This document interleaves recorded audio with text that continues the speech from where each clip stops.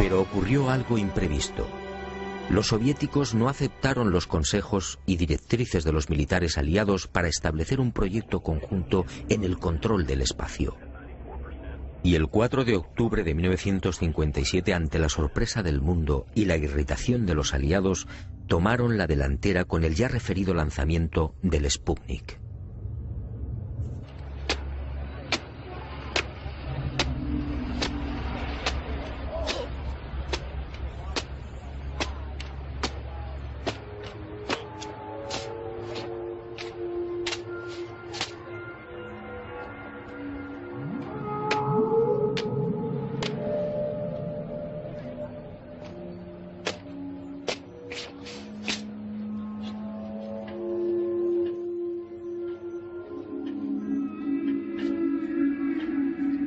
Y durante una década, entre 1957 y 1968, los militares norteamericanos y soviéticos fueron confirmando lo que ya sabían o imaginaban, y mucho más.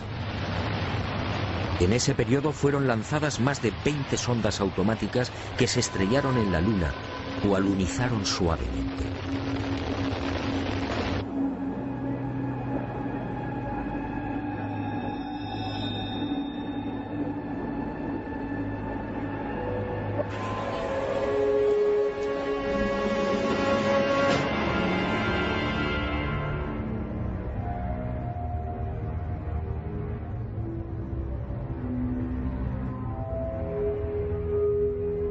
En total, sin contar las imágenes obtenidas por la URSS, la NASA recibió 230.000 fotografías del satélite natural.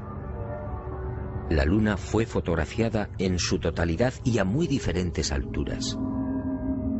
Pero los militares que controlaban y controlan la Agencia Espacial Norteamericana no dieron a conocer muchas de esas imágenes. ¿Por qué? ¿Qué mostraban?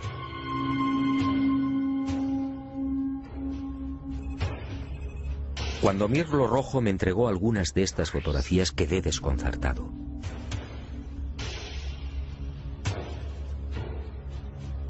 Se trataba de imágenes altamente confidenciales, jamás divulgadas.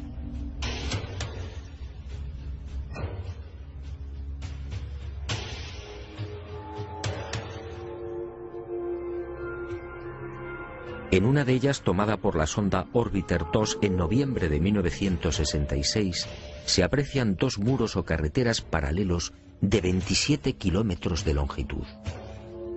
Cada una de estas construcciones totalmente artificiales tiene una anchura aproximada de 450 metros. En el muro o carretera de la derecha se aprecia incluso un curioso detalle. La construcción ha sido alterada rompiendo la impecable línea recta con una curva de 1000 metros. En otra de las fotografías, los militares norteamericanos descubrieron lo que llamaron la Gran Presa, una no menos enigmática construcción de 5 kilómetros de longitud al norte del Mare Imbrium. El 19 de noviembre de 1966, la misma Orbiter 2 captaba a 48 kilómetros de altura y sobre el Mar de la Tranquilidad otra extraña formación. En esta ocasión se trataba de enormes pilares o monolitos perfectamente alineados de 3 en fondo. En total, 30 obeliscos de idéntica altura. Aquello obviamente no podía ser una formación natural. En total, según mi confidente, NASA terminó censurando 900 fotografías. Todas ellas pasaron directamente a los archivos del Pentágono. En ellas se distinguen grandes plataformas, posibles ruinas de edificios o ciudades, carreteras y gigantescas cúpulas.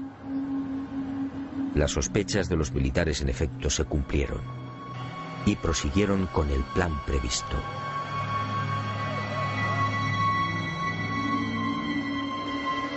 Civilinamente, los servicios de inteligencia militar norteamericanos se cubrieron las espaldas en previsión de una hipotética fuga de información.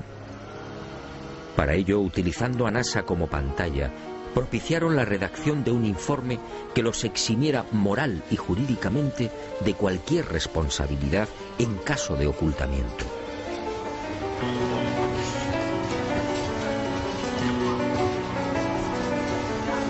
Este documento, conocido como Informe Brookings, redactado por prestigiosos científicos, sociólogos, políticos y economistas, fue presentado a la Cámara de Representantes e impreso en abril de 1961.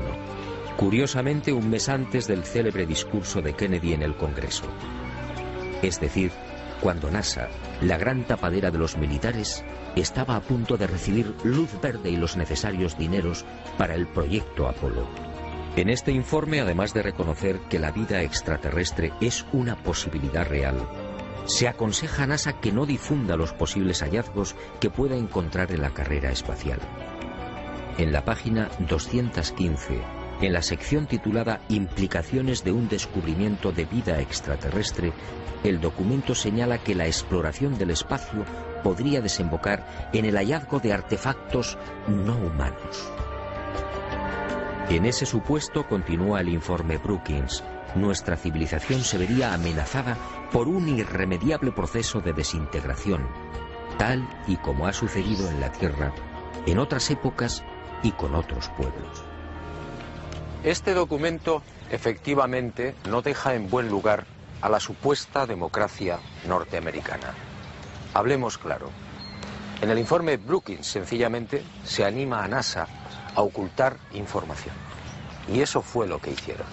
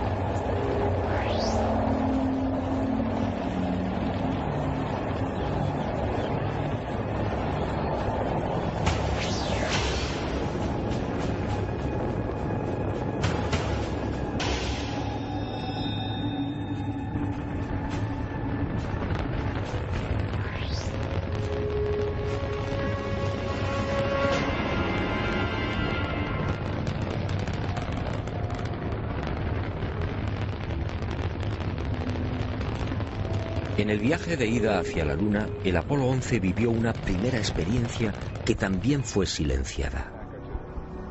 Cuando se hallaba a 200.000 kilómetros de la Tierra, un extraño y gigantesco objeto apareció en las proximidades de la nave. Los astronautas lo describieron como una formidable L, algo similar a una maleta abierta, aunque en ocasiones cambiaba de forma, adoptando la figura de un cilindro. La noticia se filtró a la prensa, pero NASA, fiel a su consigna de ocultamiento, zanjó el asunto con una explicación tan absurda como insostenible. Lo observado por el Apolo 11 solo era el sobrealimentador del cohete Saturno IV. Absurdo, sí, porque en esos momentos la referida fase del cohete se encontraba a 10.800 kilómetros del Apolo. Pero las mentiras de NASA apenas habían empezado. A casi 380.000 kilómetros de la Tierra, muy cerca ya de la superficie lunar, el Apolo descubrió otras luces que volaban en formación.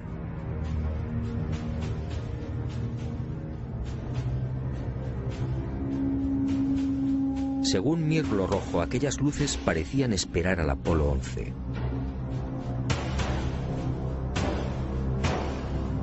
Eran muy brillantes y volaban en perfecta formación.